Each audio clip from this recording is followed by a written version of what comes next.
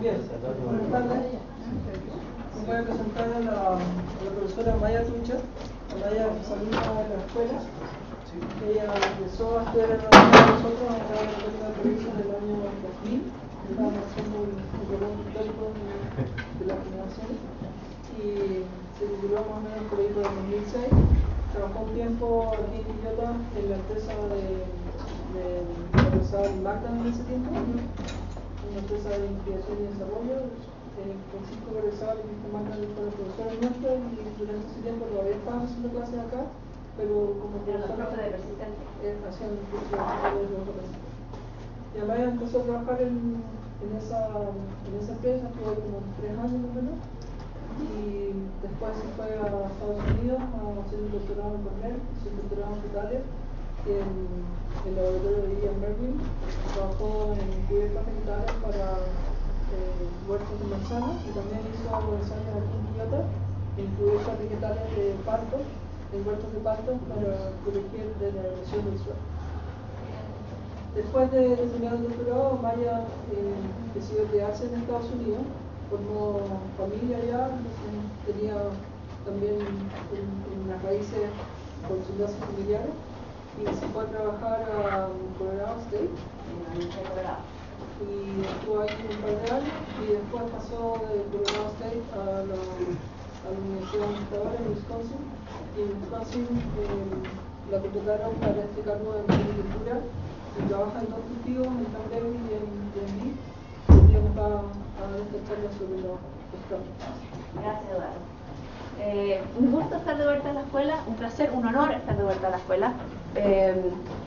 Yo cuando estudié acá no entendía nada, no sabía nada del tema, de un poco de lo que era estudiar afuera, de cómo se hacía, cómo funciona el sistema de las universidades más que nada americanas.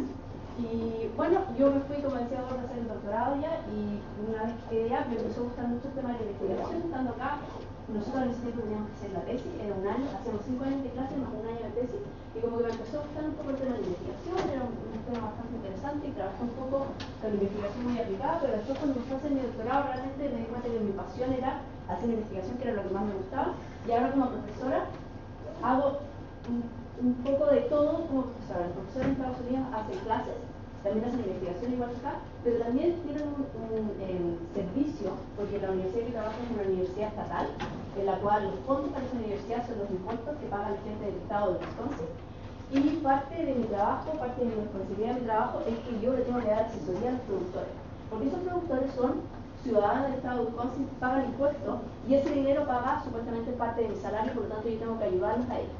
Entonces yo trabajo tanto en el área de hacer clases, que es lo que menos hago, investigación, tengo muchos estudiantes haciendo sus doctorados y sus máster, pero también trabajo dando mucha charla productora y ayudándole a los productores y tratando de resolver ciertos problemas productivos que ellos tienen, especialmente con los cranberries, que es lo que voy a presentar hoy día. Este es un poco un proyecto, que es un proyecto que ellos me presentaron, que tenían un problema productivo, y nosotros empezamos a pensar cómo le podemos solucionar este problema a los productores y de dónde agarramos este problema para empezar poco a poco a encontrar una solución productiva. Y creo que esto es algo muy interesante porque mucho de lo que ustedes aprenden hoy en día aquí en las clases, lo que enseña Eduardo, muchas de esas cosas han sido problemas iguales, son problemas que la gente ha tenido que volver un poco a la parte básica de la ciencia biológica, la fisiología vegetal, para poder encontrar una solución productiva que todos los que nos graduamos acá salimos con conocimientos que sabemos, oye, el parto, el pH del suelo tiene que ser esto, o tenemos que hacer la poda así, tenemos que hacer la poda allá. Pero ¿de dónde salió eso? Todo eso salió de investigación que después se ha aplicado para ayudar a la producción. Y eso es lo que voy a presentar. Bueno, esta imagen de acá es la imagen de una cosecha de cranberry. ¿Cuántos de ustedes han escuchado hablar de los cranberries? Bueno, los cranberries son una especie realmente bastante única, porque son un persistente, es un frutal de hoja persistente que vive en una zona donde hace mucho frío y no bota la hoja. O sea, esta es una especie que es capaz de sobrevivir a temperaturas hasta menos 25, menos 30, menos 40 grados y todavía tiene la hoja. Cuando miramos los duranos, miramos los almendros o vemos cualquier árbol frutal está plantado en la zona sur o en lugar donde hace frío, la temperatura baja 2 grados Celsius. Siempre en el invierno esa planta bota las hojas, porque si no las hojas se congelarían. Este es un cultivo bastante especial porque a pesar de eso mantiene la hoja. Y eso es de lo que vamos a hablar un poco. Les voy a hablar un poco de la capacidad de resistir el frío de este cultivo. Yo trabajo en el norte de Estados Unidos, en este estado que se llama acá el estado de Wisconsin. Si ustedes le preguntan a cualquier persona si conoce el estado de Wisconsin, lo primero que van a pensar van a ser en esto. Esta es la patente del estado de Wisconsin. Los autos del estado de Wisconsin tienen esta patente. Y aquí abajo dice la tierra de los lácteos de América. Lo que la gente piensa cada vez que yo digo que vivo en Wisconsin o que trabajo en Wisconsin, piensan en vacas. Hay 1,3 millones de vacas lecheras. Se producen 14 millones de toneladas de leche al año y 1,5 millones de toneladas de queso. Lo único que hay en esta tierra es vacas. Y cada vez que yo digo que soy de Wisconsin, todo el mundo me lo asocia a las vacas o a un equipo de fútbol que es muy famoso. Es lo único que se acuerda. Pero de lo otro que se acuerdan cuando empieza la época de noviembre, que es el Thanksgiving, el famoso la Acción de Gracia en Estados Unidos, es que se acuerdan de los cranberries. Porque Wisconsin es el estado principal, el mayor productor de cranberries del mundo. Contribuye $1 billón a la economía local del estado de Wisconsin. Un pequeño cultivo, pero es en el fondo un cultivo muy importante para los norteamericanos, para los gringos, porque es su identidad, porque esto se lo comen lo consumen mayormente en la cena de Acción de Gracia y también lo consumen mucho como jugo. Hay 9.000 hectáreas, no son tantas hectáreas, si no piensan en lo que empezaba acá en Chile, los millones de hectáreas que tenemos de todos los cultivos frutales, y la producción anual son casi 3 millones de toneladas al año. No es tanto, pero eso contribuye $1 billón porque genera trabajo, tiene toda una historia, genera turismo también, y tiene toda una historia muy especial arraigada a la cultura norteamericana. Un poquito como de la parte botánica, los cranberries son de la familia Ericaceae. Hay casi 100 géneros y 3.500 distintas especies en la familia de las Ericaceae. Son mayormente especies que les gusta crecer en suelos que están muy bien drenados y ácidos, muy ácidos. El pH de los suelos acá, ahí son alrededor de 4. O sea, eso es lo que les gusta. Y entre la misma familia de los Lincolnberry europeos, de los arándanos, son los dos de la misma familia, tanto los cranberries como los arándanos pertenecen al grupo de los vaccinium, los rhododendros, no sé si ustedes conocen los rhododendros, y las azaleas. Son todos de la misma familia y todos les gusta crecer en estos suelos que son muy bien drenados y muy ácidos. Hay dos tipos de cranberries. Están el Vaccinium macrocarpo, que es lo que le llaman el cranberry americano, que es el comercial que producimos generalmente, pero también hay otro tipo de Vaccinium, el Oxycoccus, que es lo que le llaman el cranberry, que es muy agrio, y lo ocupamos mucho estas dos especies para hacer cruzas y híbridos, para seleccionar ciertas características especiales de las nuevas variedades que tratamos de sacar en la universidad, tratando de incorporar ciertas características que los productores quieren, ya que la fruta sea más grande, que la fruta sea más pequeña, que sea más redonda, que sea más roja, y ocupamos estas dos especies que son nativas. Y el rango de las especies nativas, bueno, la gran mayoría de las especies de los americanos están en la costa este de Estados Unidos. La parte donde está la ciudad de Boston, en Massachusetts, es un lugar donde realmente la gente donde más identifica que los cranberries son de esa zona, a pesar de que Wisconsin es el productor más grande. Y después en Canadá, la parte de Canadá también tiene mucho de esta otra especie, y tenemos muchos estudiantes que van, parte de su proyecto, a buscar en estos lugares que están protegidos, van a seleccionar ciertas especies, genotipos, para poder hacer un banco de germoplasma para encontrar distintas especies que podamos después encontrar ciertos genes, ciertas características que nosotros queremos y las incorporamos en las nuevas cruzas que hacemos. ¿Por qué es tan importante este cranberry? Porque los cranberries, como les digo yo, son nativos, y la gente nativa de Estados Unidos ocupaba el cranberry para muchas cosas. Primero que nada como alimento, porque no hay muchas frutas nativas, tenían esto y la recogían de forma nativa. La otra forma que lo ocupaba era como preservante natural de comidas, y es un poco lo que ven acá. Esto que se llama acá, que se llama el pemmican, es una mezcla que hacían, es como la barrita de cereal. Esta es la primera barrita de cereal del mundo. Lo que hacían ellos, sacaban chasqui, la mezclaban con los cranberries secos, porque los cranberries tienen un gran porcentaje de ácido benzoico, porque es un ácido que funciona con la vitamina C, que es preservante también.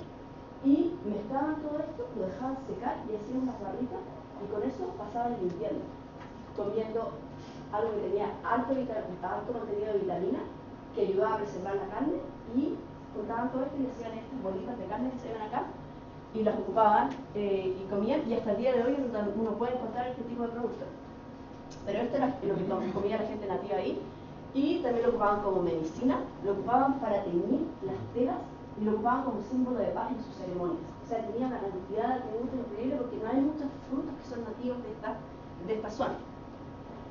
El nombre cranberry viene, esta es la flor de cranberry, que la flor de cranberry, si se dan cuenta, está acá, está la flor acá, se parece mucho a la flor, a la cabeza de este pájaro. Este pájaro se llaman los cranes en inglés, que son las grullas, y cranberry era el nombre original porque la forma de la flor tenía la misma forma de esta ave que vivía en la misma zona, y eso derivó en lo que ahora llamamos el cranberry. Un poquito del hábito de crecimiento. Es un frutal bastante extraño porque no es un árbol, es un arbusto rastrero. Tiene un tallo que crece aquí en el suelo, un tallo largo que enraiza muy fácilmente, y de ese tallo aparece lo que le llamamos acá el upright, que es un tallo vertical, y en ese tallo vertical vienen las flores, tiene una yema mixta, y en la yema vienen tanto hojas como flores, y ahí es donde se producen en cada uno de estos pequeños tallitos verticales, donde se produce la fruta, y es muy pequeñito, o sea, crece solamente hacia la altura, no crece más. Pero tienes todos estos tallos que crecen en forma paralela al suelo y se va formando como un colchón de material, tallos y tallos y tallos, y después todos los tallitos quedan arriba con la fruta creciendo. Así es como crece, o sea, no es un árbol, es casi como si fuese una cancha de fútbol, es como si fuese pasto cuando tú lo ves en forma productiva. Lo establecen principalmente, como decía, les gusta mucho el suelo que tiene un pH ácido, por lo tanto, suelos que son los suelos de turba, que tienen un gran contenido de materia orgánica. Estos eran suelos que estaban sumergidos en agua y que fueron drenados. Son suelos también que tienen mucho agua durante el invierno porque llueve, entonces sube el agua y parte de estos suelos están sumergidos. Eso hace que se preserve la materia orgánica porque hay menos oxígeno.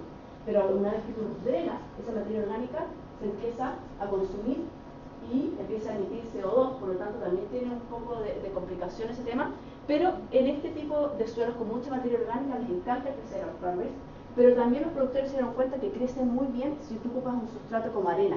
¿Por qué? Porque la arena es casi como si fuese un cultivo hidropónico.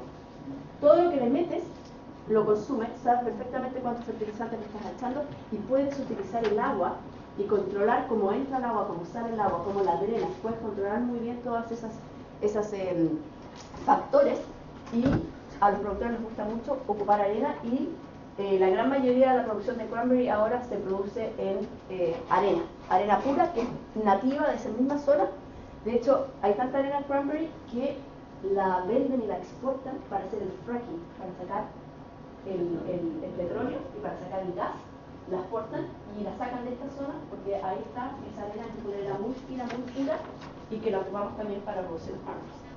Así como se ve cuando las plantas los propagamos por cortes, se enraizan muy fácilmente, se propagan por cortes, y después tú tienes estos pequeños en una bandeja como de almáceno, plantas cada uno de estos que están enraizados, y así como se ve una cama de cranberry que ha sido recién plantada. Y así es como se ve una vez que ya está completamente establecida. Ves acá la cama, parece casi como si fuese una cancha de fútbol. Ahora, si se dan cuenta, esa cama está a bajo nivel del horizonte, tienes que bajar para entrar a la cama. ¿Y por qué? Porque en el cultivo de cranberry el agua se utiliza de muchas formas. La primera, para como todo frutal, hay que regar. Hace calor y hay que regarlo, la planta transpira, por lo tanto ocupamos agua para regarlo. Lo segundo es que ocupamos el agua para cosecharlos. Y esta es la imagen que mucha gente asocia con la producción de cranberry, por eso toda la gente me pregunta, oye, ¿los cranberry crecen en agua? No crecen en agua. No crecen en agua, ocupamos el agua para cosecharlos. ¿Por qué? Porque esta matita acá, que es una enredadera, si tú la llenas con agua y le pasas un rastrillo, todas esas berries empiezan a flotar. Y después es mucho más fácil colectarlas. Si no, tienes que pasar el rastrillo, pasarlo. ¿Y cómo recoges todos esos berries chiquitos? Entonces, el agua se ocupa para eso, para simplemente se llenan estas camas con agua, después les pasan un rastrillo, flotan todas las berries, las acercas a un costado y después con una bomba las succionas todas y las subes a un camión y las mandas a la planta procesadora. Así es como se cocina.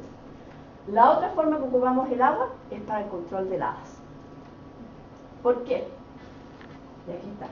Porque como estos cranberries están en esta capita que está bajo el nivel del horizonte, ¿qué ven ustedes que pasa si tienes algo más bajo? ¿Dónde se acumula el aire frío? Abajo. Por lo tanto, el cranberry puede tener peligro de helada el año completo. Porque en Wisconsin hace mucho frío. El verano no empieza, si hacemos un homólogo al hemisferio sur, sería que el verano no empieza hasta, por ejemplo, hasta finales de diciembre y termina a principios de marzo. Pero en todo ese tiempo que hace calor y en verano los cranberries están creciendo, igual puede existir el peligro de helada. Entonces ocupamos mucho el agua con el riego para proteger los cranberries del hielo. Perdón, de las zonas. ¿Qué pasa?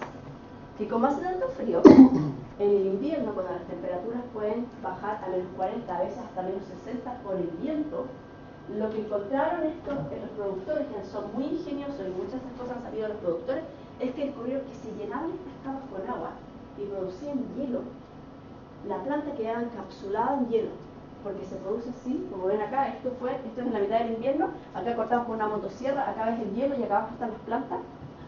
Estas mismas plantas que vieron ustedes están acá abajo con hojas, con todo, porque acuérdense que estas no botan la hoja, y ponen esta capa de hielo, y eso hace que durante unos 4 meses, de repente hasta 4 meses, pero generalmente 3, 2 y medio, están completamente en la oscuridad bajo hielo, y lo que pasa arriba no les afecta, porque dentro del hielo la temperatura nunca baja más de menos 1, menos 2 grados Celsius, no les afecta el viento, que sopla un viento seco, y como ven acá arriba, este es un tractor, que va arriba del hielo, pasando, pueden pasar un montón de maquinaria, y esto, así es como los protegen en el invierno.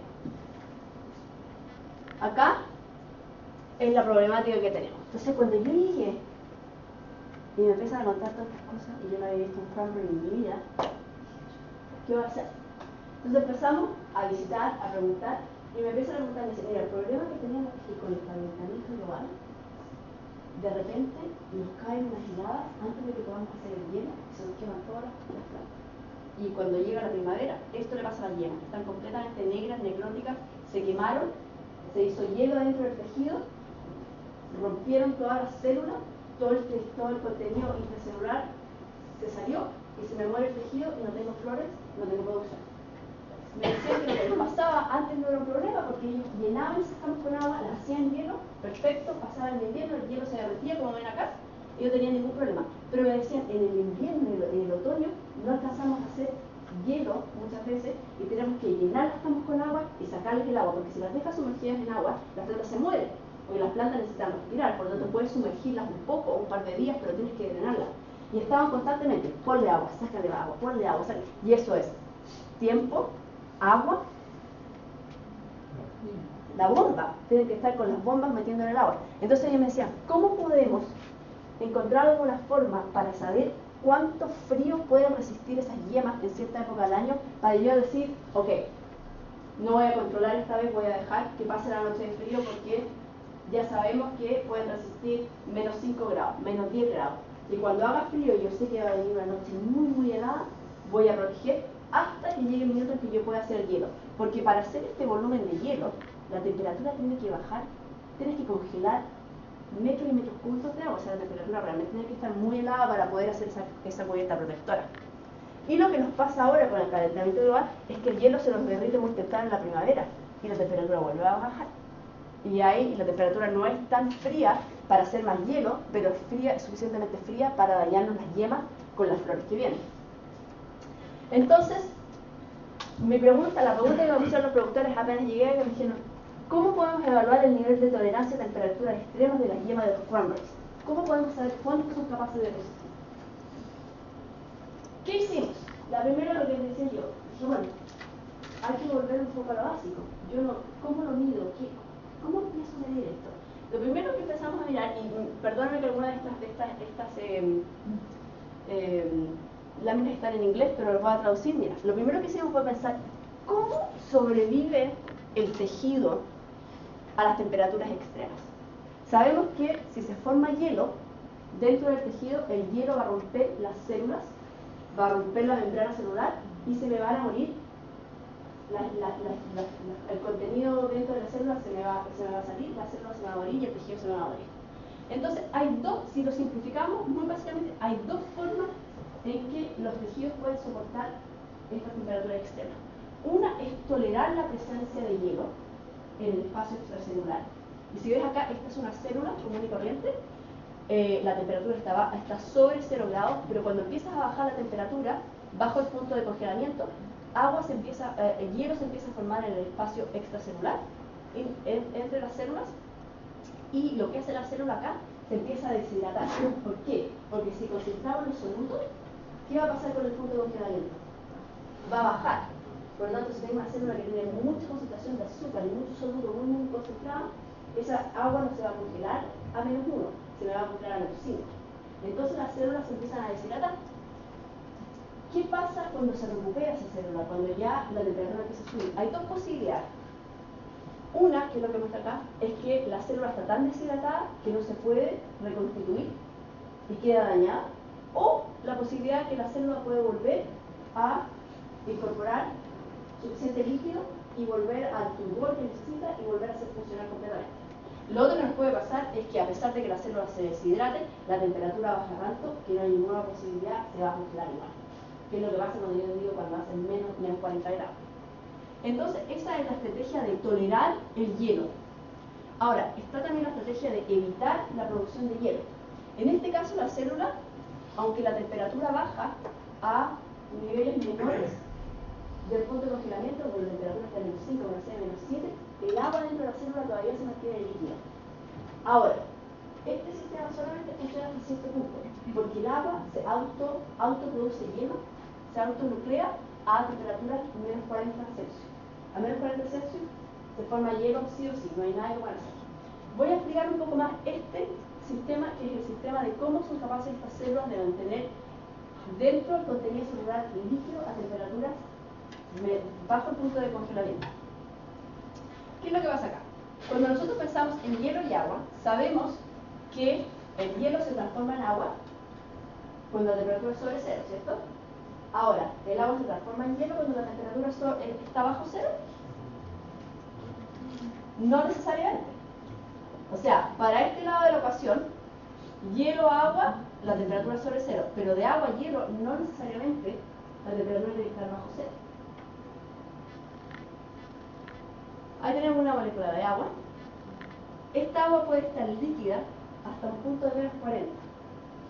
A pesar de que el punto sea, la temperatura sea a -40, esta agua puede estar líquida en todo este cambio de temperatura, y este proceso es un proceso que le llaman supercooling o el supercongelamiento, podría ser una traducción. Ese proceso en que el agua está líquida a temperaturas bajo 0 se llama supercooling, pero solamente funciona hasta -40, porque una vez que pasa -40, esta agua va a formarse hielo automáticamente, se va a autonuclear. ¿Cómo se forma el hielo? El hielo necesita algo de qué agarrarse. Esa molécula de agua necesita agarrarse de algo para poder formar el hielo, y eso le llamamos los nucleadores. De repente el agua está mezclada, el agua no está 100% pura. Esto funciona muy bien cuando el agua está 100% pura. Cuando el agua no está 100% pura y tiene bacterias, tiene polvo, o hay vibración, o hay hielo, el hielo se propaga a esa temperatura. Por lo tanto, si la temperatura está a -5 y el agua está pura, puede que el agua siga líquida.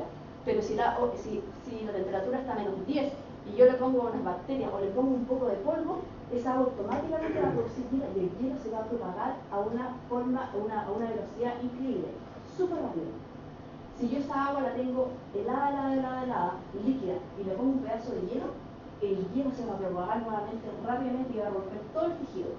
Solamente funciona si esta agua está un poco como separada, cuando está aislada de estas fuentes de nucleadores de hielo donde me van a formar hielo. Ahí solamente el agua se va a mantener líquida a esta temperatura. Este es un video que yo tengo y les voy a explicar el proceso con un video que hicimos en el laboratorio. Mira, aquí, si miran acá, esa es la temperatura, este es hielo y le están poniendo sal. ¿Por qué? Porque esto va a hacer que el hielo baje su temperatura. Estamos midiendo la temperatura ahí, ¿ves? Ahora está midiendo la temperatura del hielo después de la sal y el hielo y la temperatura bajando menos 10, baja la temperatura. Y ahora vamos a poner unos tubitos con agua pura dentro de ese hielo que está a menos 14, por lo tanto el agua dentro de esos tubitos va a estar a menos 14. La sacamos y está líquida. Si le pones un hielo, mira lo que pasa. Como, qué rápido. Si lo mueves y lo golpeas con vibración también. Y ahora nuevamente lo vas a hacer así, mira, cómo se va a formar hielo. Exactamente, muchos de ustedes quizás han visto esos videos de esas bebidas congeladas cuando ¡pam! Eso es el supercooling. Y eso es lo que estamos demostrando acá. Esto pasa en los tejidos también. En los tejidos vegetales pasa exactamente lo mismo. Entonces, la primera idea para mí, y aquí que están los profesores de agricultura, la primera idea para mí dije yo, mira, yo creo que las yemas, la primera hipótesis que tuvimos, yo creo que las yemas de cranberry resisten estas temperaturas a través del proceso de supercooling. ¿Por qué? Porque sabemos que las vides sobreviven el invierno así. Sus yemas son capaces de separarse, forman una barrera entre la yema en sí y la... Oh, se me están olvidando los términos. El xilema y el floema forman una pequeña barrera y ahí el agua no entra, por lo tanto la yema queda completamente aislada y es capaz de sobrevivir las temperaturas dentro, las células tienen el agua líquida, aunque haga mucho frío. La otra especie que hace exactamente lo mismo que hace este supercooling es el arándano, que dijimos, bueno, el arándano y los cranberries son casi la misma especie, por lo tanto, obviamente que tiene que hacer supercooling. ¿Qué hicimos? Hay una forma de medir esto. Compramos el equipo y empezamos a medir. Sabíamos que si podíamos ocupar esta técnica, podíamos medir eso. Habíamos descubierto cuál era la forma y podíamos decirle a los productores, hoy día no proteja, mañana se proteja, sacábamos muestras y podíamos evaluar esas muestras y decir a los productores cuán resistente al frío estaban esas yemas.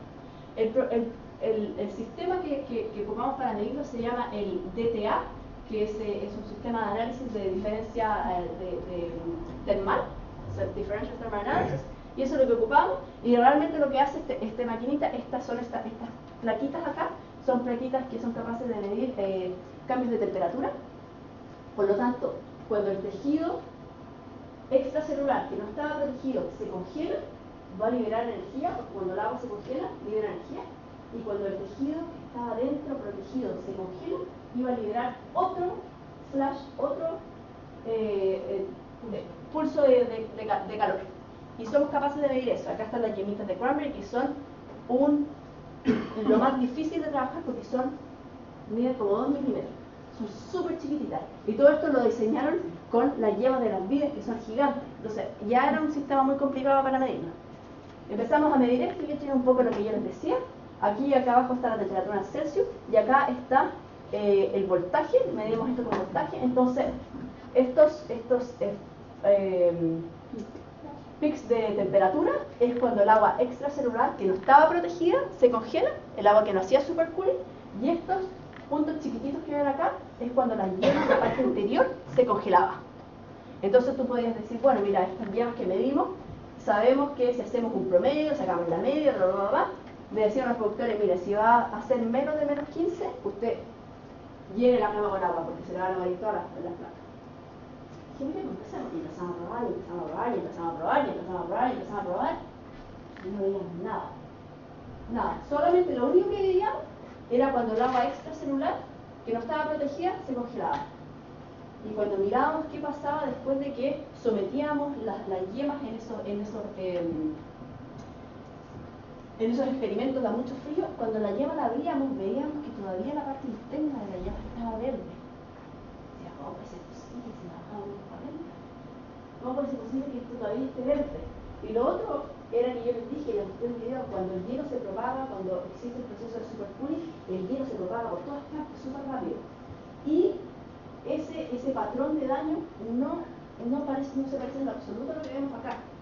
Y lo sabíamos porque hacemos el mismo tipo de trabajo en las vides también. Y mira, esta es una yema, una yema de una de las vides que ocupamos las variedades de vino.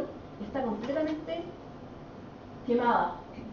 Con el daño es automático. Cuando una vez que se propaga el hielo se propaga por todas partes. Y nos hizo pensar, Nos demoramos 2 años en hacer esto. A todo este trabajo es de un estudiante de doctorado en mi laboratorio, Camilo Villota, ex alumno de esta universidad también. Él es el que está haciendo todo esto. Yo estoy presentando acá, pero el que pasa las horas en el laboratorio es él, no yo. Y con el Camilo nos tirábamos los pelos y decíamos, ¿cómo vamos a hacer esto? ¿Qué será? ¿Qué será? Y después de probar y probar y probar, dijimos, mira, esta no es la solución. Vámonos a la otra alternativa. La otra alternativa que yo hablaba era, si no pueden prevenir la formación de hielo, tienen que resistir la formación de hielo. Bueno, empecemos a probar por el otro lado. 2 años de trabajo, por eso la investigación no se demora tanto, porque uno tiene que ir probando distintas cosas. Cambiamos nuestra hipótesis y dijimos, ok, vamos a evaluarlo de otra forma. La forma que empezamos a evaluarlo era que sacábamos muestras de estas yemas en el invierno y las poníamos es como una tina de un producto que se llama glycol, que es capaz de mantenerse líquido con una temperatura baja a menos 80, puede bajar a menos 80 porque es como un producto viscoso. Y dentro de ese producto, dentro de ahí lo que hacíamos es que en cada uno de estos tubitos de ensayo poníamos yemas y empezábamos a bajar la temperatura poquito a poquito y sacábamos, cuando la temperatura bajaba a menos 5, sacábamos un grupo de yemas y las evaluábamos para ver el daño. Cuando bajaba a menos 10, sacábamos otra. Cuando bajaba a menos 15, sacábamos otra. Cuando bajaba a menos 20, y íbamos evaluando y mirando para ver si es que veíamos daño en las yemas. Hicimos esto durante mucho tiempo para poder tratar de entender cuál era el patrón de daño. ¿Qué fue lo que vimos? Que esta es una muestra que sacamos en septiembre. Esto es al principio, esto es el equivalente a marzo. Al principio del otoño, cuando las yemas están súper sensibles al frío, porque todavía no han ganado la resistencia al frío del invierno. Y lo que empezamos a mirar, que a medida que bajaba la temperatura, veíamos una pequeña daño que se formaba en la base. Después, cuando la temperatura bajaba más, ese daño se intensificaba, pero también veíamos daño en las brácteas que cubrían la yema. Y cuando el daño continuaba y bajaba más la temperatura, lo que pasaba era que ese daño sigue intensificando y las brácteas se ponían completamente negras. Significaba que aquí había mucho hielo que se formaba y mucho daño, pero en la parte interior donde están las flores y la yemita que va a producir el brote para el próximo año, todavía estaban verdes y todavía estaban bien. Esto es a principios del invierno. Cuando sacábamos en diciembre, si miran la escala anterior va de menos 4 a menos 16. Pero cuando la sacábamos en diciembre, a menos 10 grados no veíamos ningún daño. Eso significa que las plantas van ganando poco a poco la capacidad de soportar el frío. A medida que más las expones al frío, más son capaces de ir soportando. Pero tiene que ser un frío paulatino, no puedes cambiar de un día para otro de 0 a menos 15. Cuando las temperaturas van bajando de forma paulatina, eso es lo que pasaba. Y empezamos a ver el mismo patrón de daño. No importaba el rango de las temperaturas, pero se formaba aquí un pequeño daño, se intensifica acá, y aquí empezamos a ver daño en las brácteas, muy negro acá, y aquí hasta menos 40 fue la primera vez que vimos un poco de daño arriba donde están las flores. Tuvimos que bajar la temperatura hasta menos 40 para lograr ver ese daño. ¿Qué significa esto? Y mirábamos este patrón, decíamos, y lo vimos durante mucho tiempo, cada vez que probábamos veíamos el mismo patrón, pasaba el mismo tipo de daño, no importando el rango de las temperaturas. Tengo otra científica en mi laboratorio que trabaja conmigo, que se dedica a entender la inducción floral y la producción de flores en cranberries, y ella me dice, mira, ¿sabes qué? Yo tengo estas fotos, esta microscopía, trabajo en microscopía para mirar el desarrollo de los órganos florales, pero ¿sabes lo que veo? Cuando saco una yema en julio, para mirar cuándo se han empezado a formar las flores, lo que estoy viendo es que las brácteas, si ven acá, las brácteas están completamente llenas de tejido, están sólidas, se ven saludables, pero cuando saco una yema en la mitad del invierno o al principio de la primavera, veo que dentro de estas brácteas hay aquí como unos vacíos en los tejidos. Si se dan cuenta acá, esto es como un poco más de magnificación. ¿Ven que acá hay como unos vacíos dentro de esto? Y nosotros empezamos a pensar, ¿y no será que se forma el hielo ahí? Con esos vacíos. Y efectivamente, lo que pasa con los cranberries es que la estrategia que están utilizando es un concepto, tiene un nombre un poco esotérico, se llama extra organ freezing. Es una cosa así como el congelamiento de un órgano extra. Lo que está haciendo la planta, la estrategia que está ocupando la planta, es que en la zona de los primordios florales se está deshidratando y moviendo esa agua hacia las brácteas para que el hielo se forme en las brácteas y no se formen los tejidos florales para que no se dañen los flores. Y así es como los corales son capaces de soportar esa temperatura. Deshidratan los primordios florales, mueven el agua hacia las brácteas, porque las brácteas no importa si se te dañan las brácteas, no importa que se te dañan las flores. Y el hielo se empieza a formar acá, y por eso veíamos estos vacíos acá de hielo. Entonces empezamos a pensar, oye, ya, ¿qué podemos hacer para verlo en directo? Porque cada vez que hacemos esto tenemos que destruir el material porque lo cortamos. ¿Cómo lo podemos ver en directo? Y el Camilo, que es un estudiante que es más vivo, dijo, yo voy a conseguir una cámara que es capaz de, una cámara de video que sea capaz de, en vez de sacar video visual, sea capaz de detectar temperatura. Una cámara de video termal. Y se consiguió una de esas cámaras y dijo, ya, voy a empezar a probar qué pasa, cómo las veo, cómo se congelan estas yemas. Estas son las yemas de cranberry, le sacamos todas las hojas y dijo, voy a probar yemas que están completamente en endodormancia y voy a probar yemas que las voy a forzar a que empiecen como un poco a crecer, que ya han cumplido todo su requerimiento de frío y que ya pueden empezar a crecer. Y entonces puso dos yemas, unas yemas que estaban completamente dormidas y unas yemas que ya estaban empezando a despertar y salir de la ectodormancia. Y así es como se ve este pedazo acá, la cámara, lo que está grabando la cámara, azul porque está frío, y aquí en la parte de atrás se ve un poco más amarilla. Cuando la temperatura sube, se ve amarillo, cuando está frío es azul. Y empezó a grabar esto, meter estas llamas en las cámaras y a bajar la temperatura, mientras la cámara estaba adentro grabando, estábamos viendo qué pasaba. Y empezamos a ver que el hielo se propaga desde la base, subiendo, se propaga por los vasos vasculares, por el xilema, por supuesto está lleno de agua. Ese hielo va empezando a subir y empezamos a ver eso. Pero después de que veíamos eso, después de que veíamos que el hielo se formaba hasta acá, paraba. Y no pasaba nada más, ya me paraba. Y después de un rato, las yemas empezaban a prender como si fuera una arcollera. Y empezamos a mirar esto. Y después sacábamos estas muestras y las mirábamos y efectivamente veíamos cierto daño. ¿Qué era lo que está pasando? El hielo se propaga por acá, se propaga y por acá para. Y ese era ese daño que veíamos acá en la base. El hielo, había algo que estaba parando el hielo ahí. Y después estas yemas se estaban prendiendo porque las brácteas se estaban congelando. Y empezamos a ver que aquí había algo que estaba parando ese hielo, una barrera que estaba parando ese hielo. Por lo tanto, hay dos mecanismos. Hay una barrera que para el hielo que baja, que sube por los vasos vasculares, pero también está ese mecanismo en que las primordios florales se están deshidratando y las brácteas se están congelando. Lo que estamos haciendo ahora, estamos mirando qué es eso, y lo que creemos es alguna deposición en las paredes celulares de una cosa como suberina o alguna cosa que lo haga un poco más hidrofóbico para que el agua no pueda subir. Y pensamos que lo que pasa es que cuando las yemas entran en dormancia, hay una deposición en esa zona que forma esa barrera, y una vez que las yemas empiezan a brotar en el verano, esa deposición la están sacando y el agua puede volver a circular y la yema puede volver a crecer. Lo último que estamos haciendo, porque todo esto era para decirle a los productores cuánto podían sustituir yemas, o sea, hemos demorado todo estos años y todavía no tenemos una respuesta.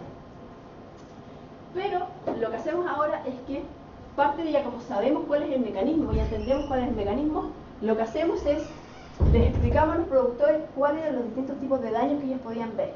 Ellos pueden sacar muestras y pueden mirarlas. Hay unos microscopios que venden hoy en día, que son los microscopios, es una camarita chiquitita, que tú la conectas como un trípode, y la conectas a tu computador con un USB, lo conectas así, y ellos pueden cortar y mirar las yemas, ocupando la magnificación, y pueden mirar estos distintos tipos de daños y entender ¿qué significa este daño? Porque una cosa es ver el daño, pero ¿qué significa eso? ¿Significa que la yema no va a crecer? ¿Significa que la yema se murió? ¿Significa que el próximo año no va a tener producción? Lo que hacemos es que hacemos ensayos de recrecimiento. Ponemos las yemas en estas temperaturas y después elegimos todas las que tienen este daño y las tratamos de hacer volver a crecer. Una sección de ellas las abrimos y eliminamos el daño, y la otra sección las hacemos crecer, para entender si esto significa que es un daño letal o es un daño que se puede recuperar. Y hicimos una escala y le decimos a los productores, si usted ve este tipo de daño, significa que se murió ese, no va a tener. Si ven este otro tipo de daño, significa que sí, que esto se puede recuperar, esto es un daño mínimo, esto se va a recuperar. Y les hacemos una pequeña escala de evaluación para que ellos tengan la posibilidad, porque en Estados Unidos, a menos que seas muy rico, o quizás en California, no existen los asesores privados, los productores tienen que hacerlo todo. Nosotros en la universidad le damos este servicio de extensión, en los cuales les ayudamos, les enseñamos, pero ellos tienen que tomar estas herramientas y poder utilizarlas.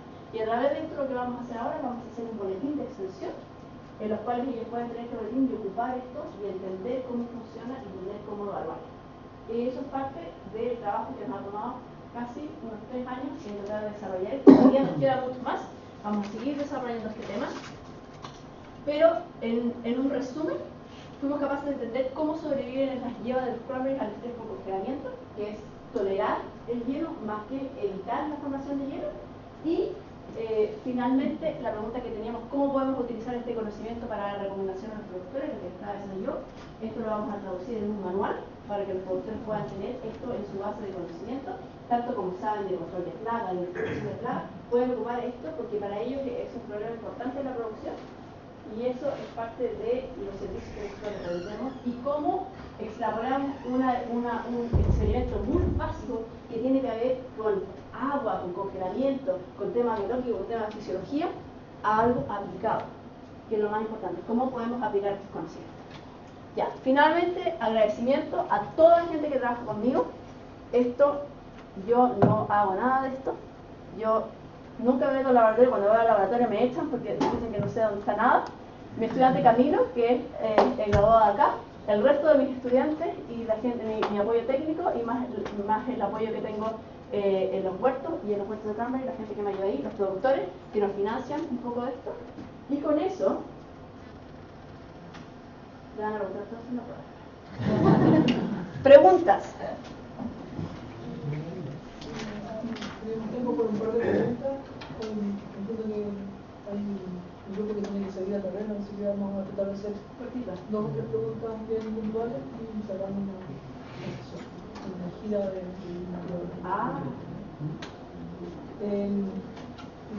¿Han hecho algo de microscopía de fluorescencia para ver la condición de fluido? Estamos haciendo microscopía de fluorescencia y estamos haciendo también, estamos ocupando resonancia magnética. Estamos haciendo estudios con resonancia magnética para ver dónde se está formando el hielo. Sí, pero mucho de eso para ver las distintas pinturas, para ver qué es esa barrera que se forma. Sí. La resonancia además permite hacer seguimiento a la misma estructura del tiempo. Exactamente. ¿Alguna otra pregunta? El DTA, ¿qué es lo que medía? Lo que mide es cuando el agua se congela, tira un pulso de calor. Y tú eres capaz de detectar ese pulso de calor con esas plaquitas termales. Esas placas las ocupan para todas las cosas eléctricas. De ahí las sacamos. A mí me dio una duda, pero casi como porque no lo hemos visto en el terreno. Pero, ¿qué pasa con la planta cuando le tira las camas de agua, cuando es la cosecha, cuando hace las camas de hielo? ¿No sufre consecuencias Sí, por supuesto que sufre. Pero si tú llenas la cama con agua, si la dejas un día, la planta es capaz de reponerse a eso. A medida que le dejas más sumergida en el agua, la planta se empieza a estresar y empieza a consumir los carbohidratos y se debilita considerablemente y le cuesta mucho salir de ese debilitamiento. O sea, por eso yo te decía que el problema de los productores era que cada vez que hacían frío no podían hacer hielo, tienen que inundar porque es la única forma de proteger. Y eso de inundar y drenar es lo que hace que la planta también se estrese. Porque el hielo no está, una vez que hacen el hielo las drenan y el hielo queda adentro, pero las raíces quedan con aire, quedan en el suelo con aire. En el momento de hacer la rebrotación, ¿es solamente crecimiento vegetativo o también...? La yema es mixta, entonces crece la yema, empieza a crecer, primero aparece la flor y después crece el brote. Y en el momento de hacer el experimento con aplicación de frío y rebrotación después del daño, o sea... Lo que hacemos es, sacamos la yema dormida, la ponemos, después de que le pusimos el tratamiento de frío, la ponemos en un invernadero para dar las condiciones para que empiece a crecer, y ahí una vez que empieza a crecer, miramos cuánto crece, cuánto se demora en crecer, si es que crece, y cómo sale la flor. Porque también esto se puede dañar cierta estructura de la flor. Bien, le agradecemos.